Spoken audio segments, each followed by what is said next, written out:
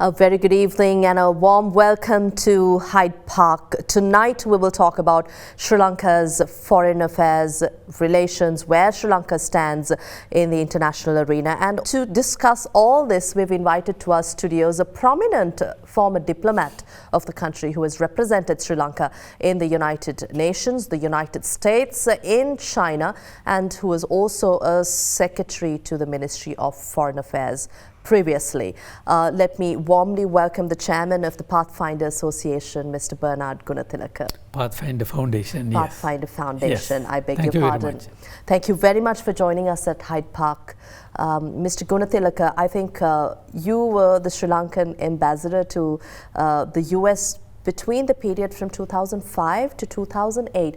This was when Sri Lanka was first made eligible to obtain the Millennium Challenge Corporation Fund, but it was after that discussions began, and Sri Lanka was also this facility was withdrawn from Sri Lanka at certain points. But if you may remind us how Sri Lanka became eligible for this fund and how discussions have taken. Well, in the original program, grant program by the United States was first conceived in 2002 during President Bush's time, and it was brought into force around 2004, at which point Sri Lanka was eligible, and the eligibility was confirmed in March 2006. There were about dozen or more Asian, African and Latin American countries that became eligible. This eligibility is basically done on the basis of what shall I say, details provided by the World Bank.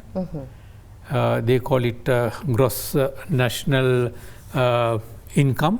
Right. From time to time that GNI figures change. So initially in 2006 it would have been a different figure, and we very easily came within that.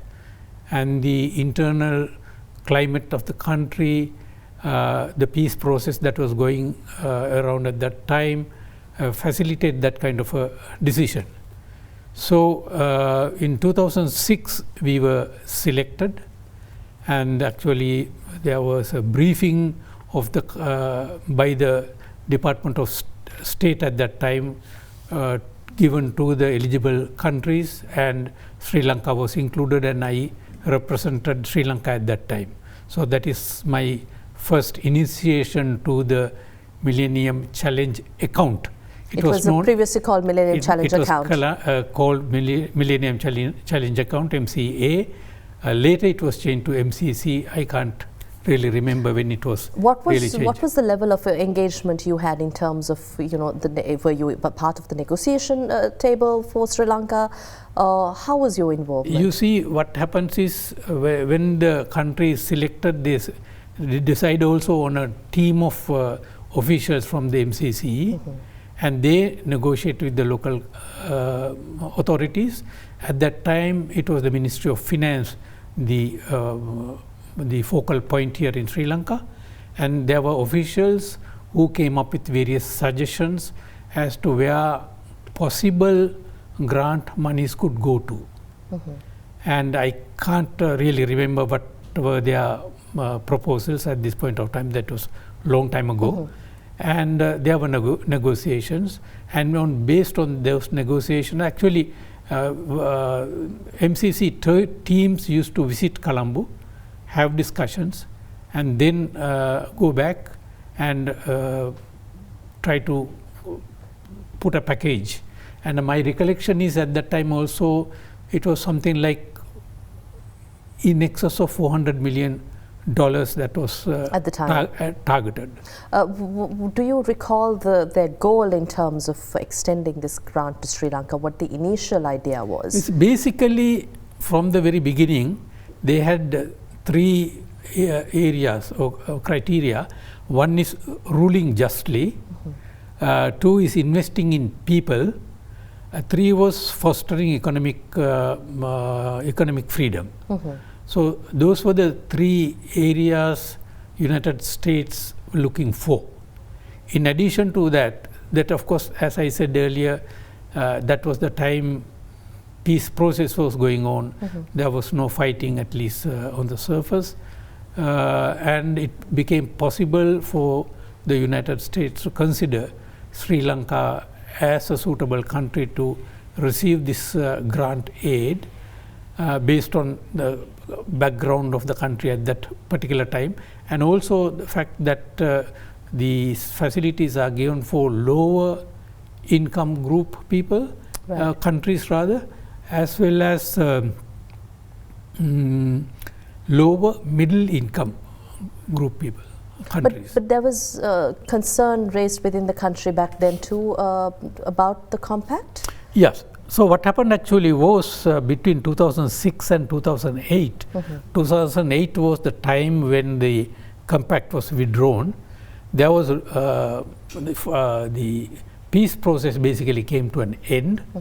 A new government came into existence here in Sri Lanka, and there were skirmishes between the government and the LTTE, and then that became an opportunity for the expatriate Tamils in the United States, maybe even from Europe, I do not know, to make representations to the US administration, particularly to the congressmen and to senators, with regard to the ground situation in Sri Lanka.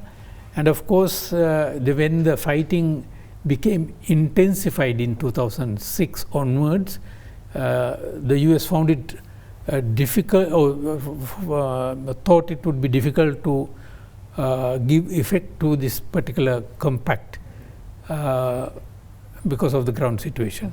So sometime in, I think, early or middle of early part of 2008, they said they will withdraw the offer, and we were removed from the recipients list. Right. So that is what happened. And between then 2008 until 2016-17, there was no consideration. Sri Lanka was not in, although we were within that particular income group. Ground situation was not suitable, but the situation that changed since 2015 made it possible for the US to have a re-look at the country, and that is what happened.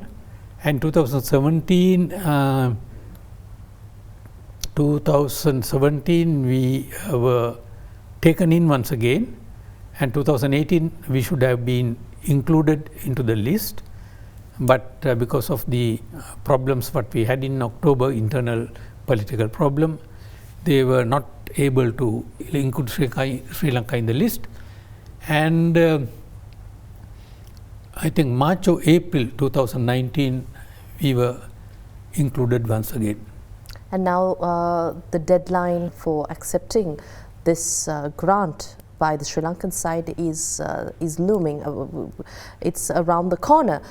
What has your concerns been? Because you have seen this MCC compact when it was Millennium Challenge account to Millennium Challenge Corporation. From then to now, you do have an understanding of certain elements of this grant, this compact. What are your key concerns? Well, what happens is, in 2009, Sri Lanka moved from the applicable list from a middle income to upper lower upper income group.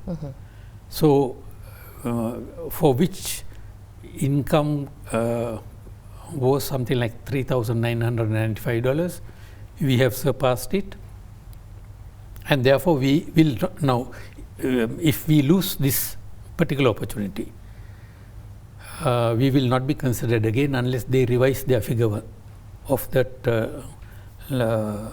applicable figure of 3,995. But isn't this a very tight timing for Sri Lanka to decide on whether we go ahead with such an agreement or not, especially because there is a lot of controversy surrounding this compact. There is a lot of opposition, and also this fund, this grant has been extended to Sri Lanka at certain times and withdrawn, and we see that the withdrawal happens at particular periods in the Sri Lankan history, where when the previous government, when they were in power, the eligibility was no longer available for Sri Lanka. And again, shortly during the October period, Sri Lanka once again was not eligible to have this deal. There's a slight difference.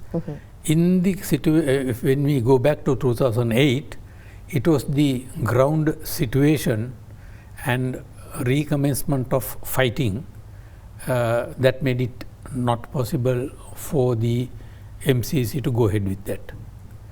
Now, in this particular instance, April 2019, they have agreed to provide $480 million of grant aid. Not alone, it is totally free money. And it is Sri Lanka at this point of time is in a quandary or not decisive whether we should accept what has been offered. So in that respect, it is different from what it was in 2008. In this kind of situation, we are not sure whether we are going to accept it or not. But the money is available. Projects have been conceived. Both Sri Lankan side, government, and the MCC have come to an understanding with regard to where the money should go. $350 million for transportation system and $167 million for land-related activities. So the difference, as I said, is earlier they said no. This time Sri Lanka says no. Most likely it is going to say no. But the government has shown a lot of interest in moving ahead with this deal. But what's the problem here, especially the controversy surrounding the land, the clauses on land? What is really the concerning part here for Sri Lanka? Before land actually going into transport system, that is the bulk of the money is going for that. We have to understand where these monies are targeted. It is, according to the project, $160 million will go for traffic management and $50 million for bus service modernization and $140 million for rural road development. So now, for example, today to come from my office to this place, it is 6 kilometers and took me 45 minutes. We have office workers who come from Piliyandala to the place where we are working at this point of time. Distance is not more than 15-20 kilometers, but it takes 3 hours. That is the distance what we take, normal time what we take from Colombo to Kandy. Yes. So traffic situation is not something will not settle by its own. We will have to come up with solutions to address the traffic system. So taking care of or improving the bus services or rural roads is something very important. Now, in the case of land, it is something different. That is, of course, the money is targeted for that particular activity is not much. It is $67 million. Of that, 23.4 million goes for mapping and surveying of government and private land, and 6.5 million goes for strengthening capacity of government to accurately assess state and private land. Then another 11.4 million goes for training and equipment, and finally research and support measures 6.7 million. Now I will take one example with regard to the capacity of government to accurately assess state and private land. 2-3 years ago, our company purchased a land in the eastern province, X number of acreage. Very interestingly, the deeds were done all by a very prominent leading company in Sri Lanka, a best name we can think of. So to purchase the land, we went to the Pradesi Sabha, got the street line certificate from them, got the non-vesting certificate from them, went ahead with the purchase. Couple of months later, we were trying to put a board to say this property belongs to this particular company. And the land officer, having seen the board, demanded that it should be removed. We asked why. They said this is state land. So we said nonsense, it is not state land, this is private land. Our company purchased this after getting cleared by the Pradesi Sabha. Then he says, we don't care what the Pradesi Sabha says. According to our records, this is government land. So in the end, we lose the land, we lose the money what we paid, because state, one arm of the state does not know whether that particular parcel belongs to the state or belongs to a private party. So this is the kind of situations what we have, and in that kind of situations, it becomes very difficult for a private party to go and purchase a block of land, private, so-called private land, not knowing at what point the government would come and claim that land, because there is a grey area between the records kept by the government alone. So it is very important that this kind of activity be undertaken, so the government knows what exactly is government, and private people, individuals know what belongs to them, and there is no interference between the two parties. Right, I'd like to talk more on this topic, but shortly after a break. To stay with us at Hyde Park.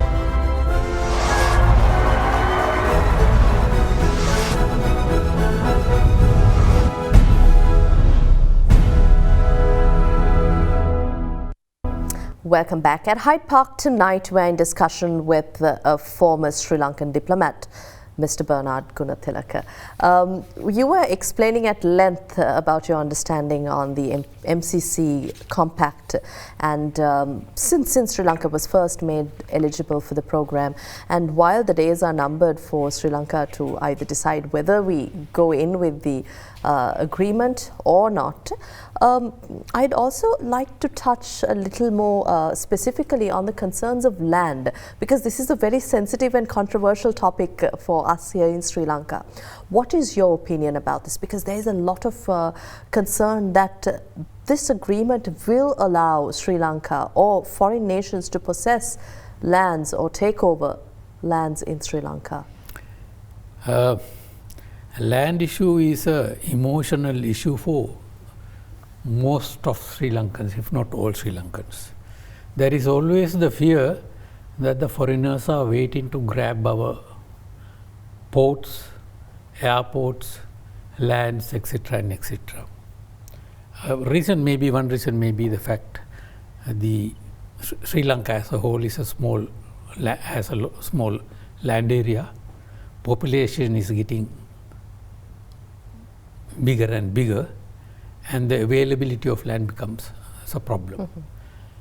So first question with regard to the foreigners coming and buying lands, that has been associated with the fact that this proposed land arrangement under the MCC project, by the way, something that has been proposed by the government of Sri Lanka, not the US has proposed. This land matter was a Sri Lankan proposal? Actually, both the land as well as the transport project, both projects are proposals that were put forward, among others, to the MCC by Sri Lankan side, of which they have selected these two. And so in fact, the ownership of the two projects are fully with Sri Lanka, not with the US. So one fear is that the land will be available for foreigners to purchase. That means, for example, land that has been given to a farmer, whether it is 5 acres those days or 2 acres now, is being given not an outright grant, but in a way that you will hold the land. You cannot sell the land to a third party. There is a regulation against selling land to foreigners in Sri Lanka. That we have to remember. Second thing is, no foreign company will be interested in buying half an acre, 1 acre or 2 acre of land at a time, with the intention of at some future point having some business arrangement out of that.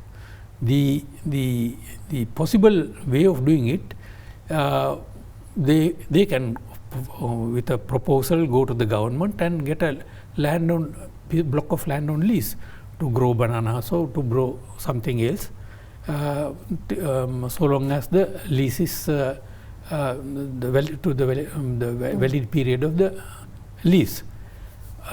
If it is the government, you remember, for example, many years ago, for the Voice of America, the United States negotiated with the government, paid X amount of money to the government.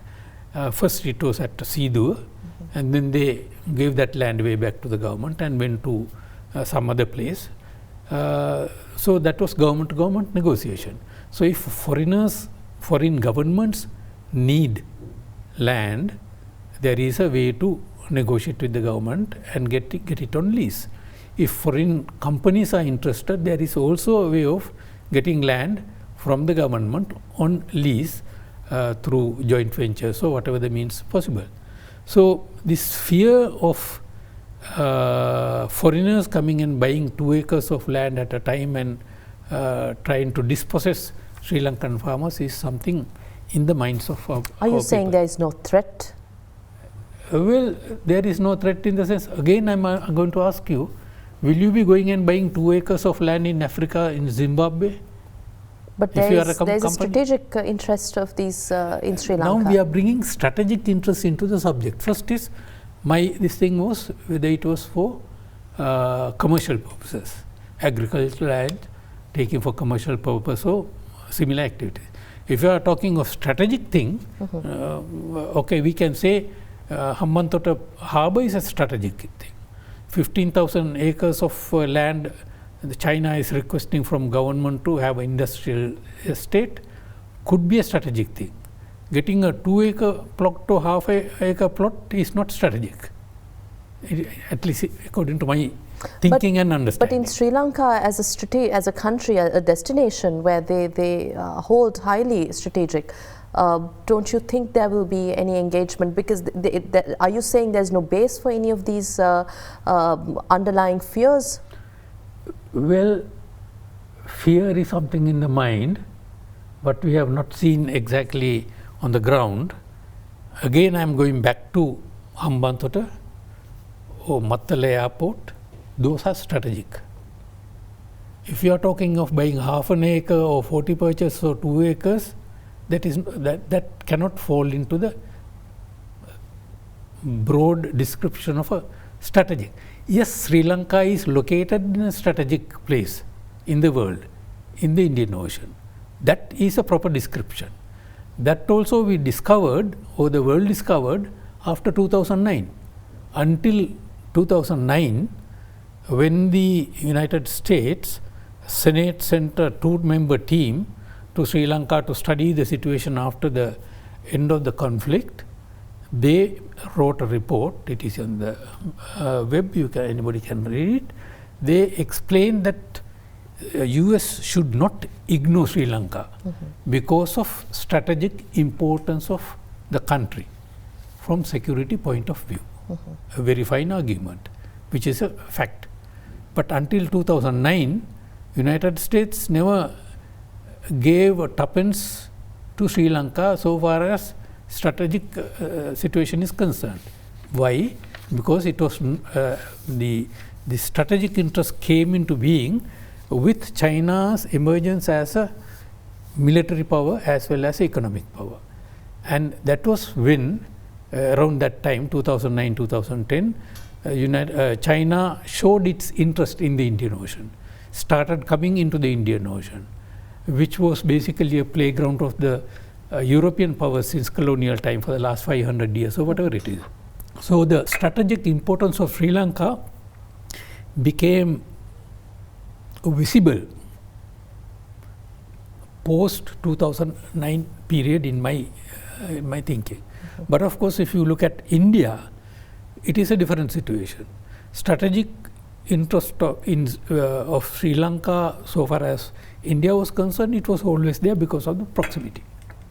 So going back to this land thing, there was this fear of private land being purchased by others, particularly foreigners. If you went and buy and I go and buy, it's a different matter. Expecting foreigners to go and purchase those farmland is not something realistic from my point of view. But there were other issues, such as there is a railroad that's going to be constructed between Colombo and Trincomalee, and thereby divide the country north and the south. And the north, the US take it, and south, I don't know who is going to take the south. So these are all quite imaginative kind of arguments. From my point of view, a railroad or a road does not divide a country, but it connects a country from point A to point B. But with the US pushing Sri Lanka to accept the funds that they are extending towards transport and land, again, I'd like to ask you, so that we clarify all these concerns that the people have, that is opposition to entering these agreements with the United States. Why is it that the United States is so interested in Sri Lanka accepting this compact at this point, because Sri Lanka has been really eligible for this since 2006, 7, if I'm not mistaken. No, 2006 to 2008 eligible. Thereafter, we fell out of the came out of the list. And then again, it went back into list in 2007 for 2018. So now, if you ask this, if I am in the US side, not on the Sri Lankan side, and if you ask this question, my response would be this: if you do not want this $480 million, which you have negotiated with us for 2 years or over a period of 18 months, please say so. We have other countries to whom we could provide.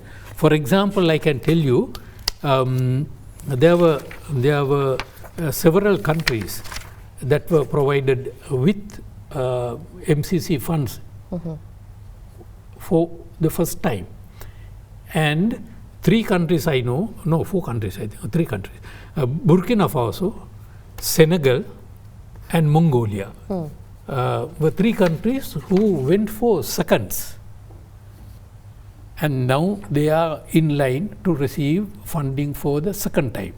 So one should ask the question whether the US forced this money to any country, including Sri Lanka. I don't think US forced anything. US is aware of the fact, and as much as we do, that Sri Lanka asked for this money, we negotiated, and the US provided the money. If you wish to have, you can have it. If you do not, please tell us.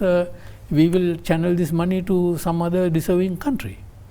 The President of Sri Lanka is of the view that the government should be kept from entering this agreement at this point. He believes that it should be left a matter for the incoming government. But we don't have time until then.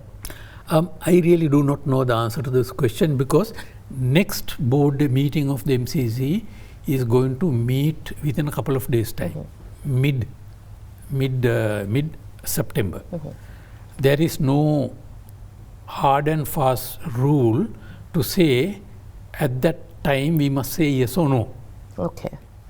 It is the board which will decide. Board will take into consideration that Sri Lanka in throes of this political upheaval, getting ready for a series of elections, and maybe they will, if they so decide, they will say, okay, we will wait for 2 months, 3 months, or whatever it is.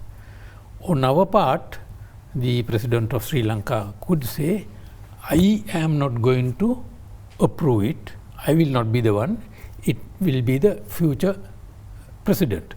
So he is very well entitled to say that, I am not inclined to sign it, let the future president decide on it.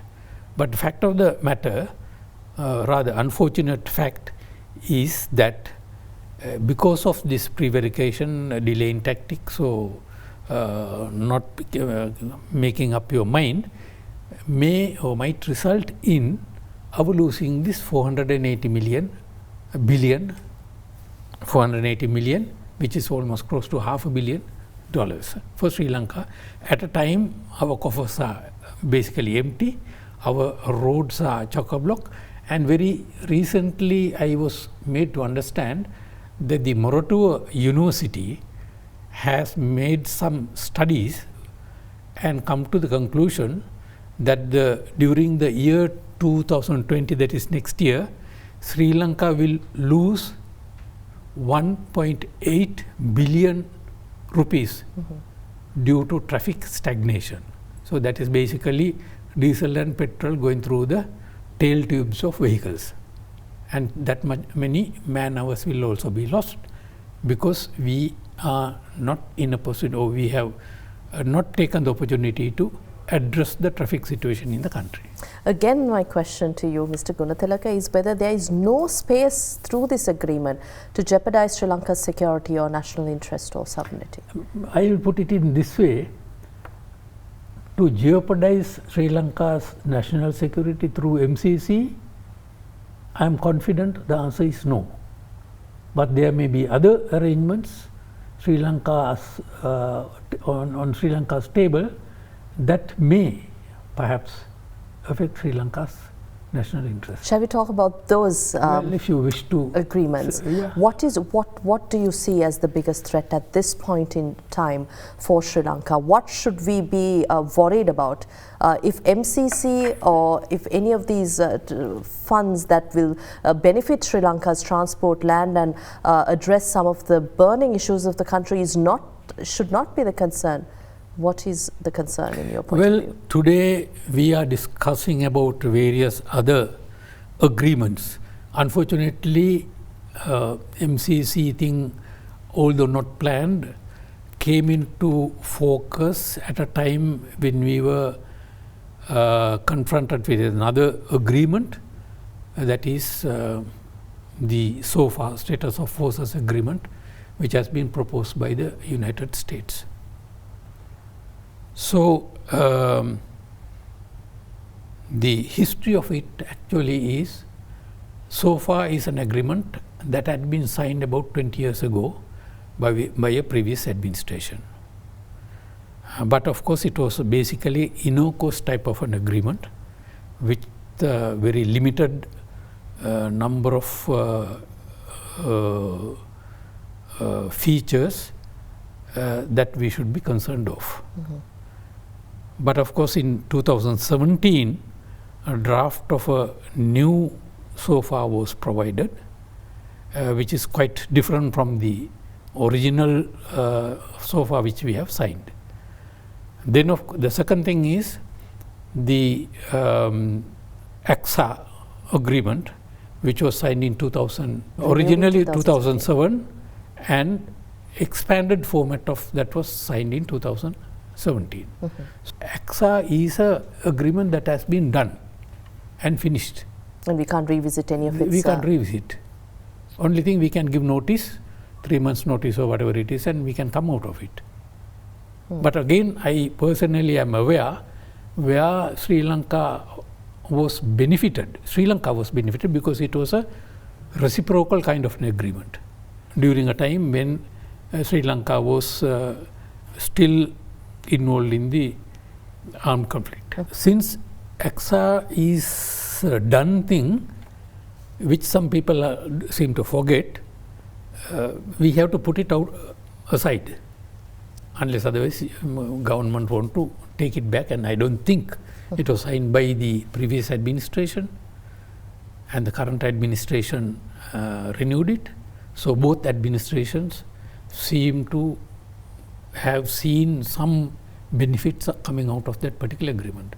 So what kind of an administration that would go out of or pull Sri Lanka out of ACSA, I can't see that, because two different administrations. But this ACSA agreement, the renewed version, is a more expanded version. Fine. What we are talking of, one administration signing original ACSA, second administration signing the expanded thing, agreement, and whether the future government would like to renegotiate it or not is a question which we are not competent to discuss at this point of time. Then we come to SOFA. It's a totally different agreement, not reciprocal like ACSA. We provide facilities for the US forces to come into the country, no passports, no visas, and they could wear uniforms, they could carry weapons. If they carry weapons, I also believe they can fire also weapons. And more than that, contractors who get contracts from the government of the United States, who will follow the forces, will also have certain amount of facilities. And of course, if they indulge in criminal activity, they cannot be charged according to the laws of the country.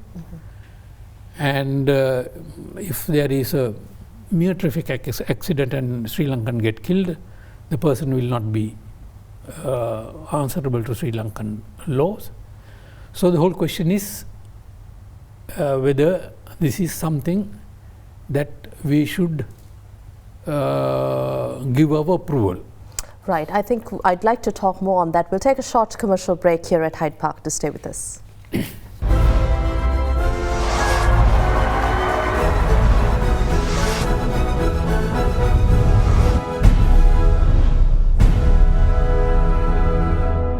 Welcome back. You're joining us at Hyde Park. Mr. Goonetilleke, you were talking to us about the status of forces agreement that is under discussion with the United States. You are of the view that this is something Sri Lanka should reconsider. Let me say something on the SOFA agreement.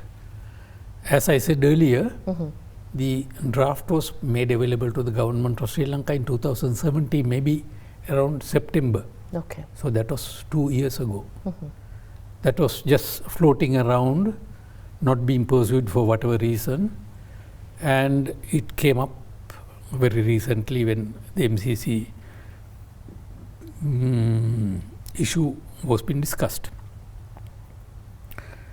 When it became a, what shall I say, a controversy, at certain quarters of the government came out with the proposition that actually this is not what we are going to sign. It is VFA, it's a different kind of an agreement. So we are talking of two different agreements, but so far as I know, there is only one text that is available. So visiting VFA means visiting forces agreement.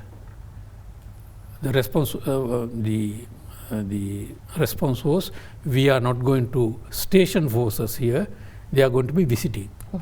But apart from this heading, the contents of the agreement remain same, there is no change. So but we must not get same agreement in different name. Different name. So we must not get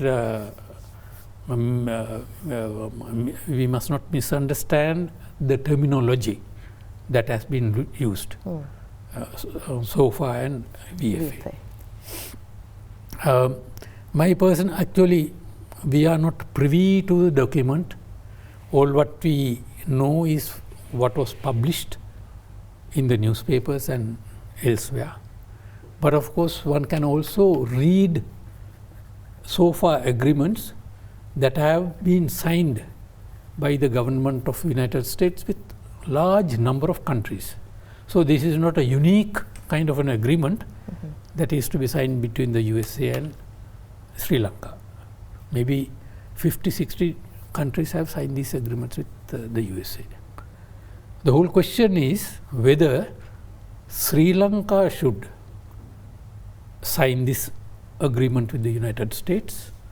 What benefits Sri Lanka get out of signing this agreement? I do not have an answer to give to that particular question. What benefits we as a country or Sri Lankans as citizens would get by signing this agreement? So that I think the proponents of the agreement will have to explain to us so that we know better what is there for us. So for us, I mean, this is not clear. This is one of the problems that we have with the current administration or any administration. They do not wish to share information on what they are doing or what they are negotiating, whether it's a trade agreement or this kind of an agreement relating to security of the country. They do not have the habit of making it transparent. So people have to imagine. Individuals will have to come up with stories, sometimes partially correct, sometimes totally off the mark. Like what I said earlier about the MCC railroad all the way going all to Trincomalee, cutting the country into half. There is also space for the Sri Lankan side to negotiate these deals and take up the concerns of the Sri Lankan side, but this hasn't happened yet. Is this a tendency we see not just this government, but of administrations of the country? If there is a problem really with regard to agreements, is that our inability to negotiate properly with our counterparts, whether it is in the United States or trade agreement with Singapore or trade agreement with the United States. Trade agreement with China. Whether our negotiators are competent, our negotiators, whether they consult if the trade agreement, whether they consult the trade, if it is a security thing, they consult the security, or whether as a group they negotiate and come up with a draft about which the population has no information whatsoever. So then it leaves room for speculation. So this is what has happened with regard to ACSA so far, as well as MCC grant. So actually speaking, this government or future governments should come out with this kind of agreements and educate the people, make them know what they are discussing, and then of course do their negotiations, undertake their negotiations, bring that to a conclusion. That doesn't happen in Sri Lanka. We've spoken at length about these agreements that are subject to controversy, but very quickly, we have very little time on the program. I'd like to focus a little on Sri Lanka's foreign affairs and the UNHRC. As a former diplomat, permanent representative to the UN back then, do you think it was right or it was acceptable that Sri Lanka co-sponsored the UNHRC resolution when it was presented? What is your view? Especially because this is a question continuously. And even with the appointment of the army commander, there were certain allegations leveled, concerns raised by Western powers. And the opposition was that the government has readily accepted these proposals and recommendations put forth by the UNHRC. What is your view as a former diplomat? Well, I have fairly extensive knowledge about the human rights situation in the country at a particular time. In the foreign ministry, once I was functioning as director of human rights division I had taken part in the or been a member of the Sri Lanka delegation to Geneva within a 10-year period, maybe 7 or 8 times. So my knowledge is actually goes back to 1987, when we had a similar situation. There was a resolution on Sri Lanka or against Sri Lanka, as we could normally call it, a situation of human rights, and that was forced on us, and we decided not to allow it to go through, and we contested it, and a series of negotiations. So much so, on the last day of the 2-week session in 1987 March, that is the last session of the last day, only there was an understanding in which we renegotiated, we allowed the renegotiated resolution to be adopted by the Commission, Human Rights Commission at that time. So the interesting aspect was, we did not ask for a vote because we consented to the terminology which we have amended, or we had amended. And we also, there was no question of Sri Lanka becoming a party to that particular resolution. We did not do it. So this is 1987 March. But we are talking about resolution 30/1, the situation was different. My feeling is that it was euphoria. The new administration felt after winning the general election and wanting to be crusaders of human rights, wanted to show the world that this is not anything against Sri Lanka, this is for Sri Lanka, and we would like to be part to it. That would have been the enthusiasm of the administration at that time, not fully understanding the implications of becoming a party to a resolution of that nature. Because in that we agreed to make available certain facilities and agreed to allow certain things to be done in Sri Lanka to correct the human rights situation, which we could not have done without changing the constitution or without getting the approval of appropriate government institutions. I don't think there was, for example, consultation with the armed forces, because uniquely my experience is that we do it on our own. We don't consult anybody, even the stakeholders we don't consult. And as a result, we end up with this kind of situation. So basically speaking, once again, it is the style of our doing things, style of our negotiations, which brings us into certain difficulties, which we are now in, is because we did not understand the dynamics of Geneva and try to do things for people to see, the world to see. And in doing so also, there was another thing that happened, that for a long period of time, the non-aligned group or the developing countries in the Commission, the Human Rights Council, supported Sri Lanka. But all of a sudden, Sri Lanka dumped them into another group, or dumped them and joined and moved into the group of those who were accusing Sri Lanka all these years. So something goes wrong again. I really do not know how we are going to go back to those countries and say, please support us. Thank you very much for your time here at our studios at Hyde Park on Ada Derana 24. Thank you very much. Well, we had with us Mr. Bernard Goonetilleke, a former diplomat of Sri Lanka, joining us here at Hyde Park to talk about Sri Lanka, controversial agreements that Sri Lanka has entered into and may enter into, and also relations between Sri Lanka and the Western world. Of course, we could not touch on the topic of countering Islamophobia.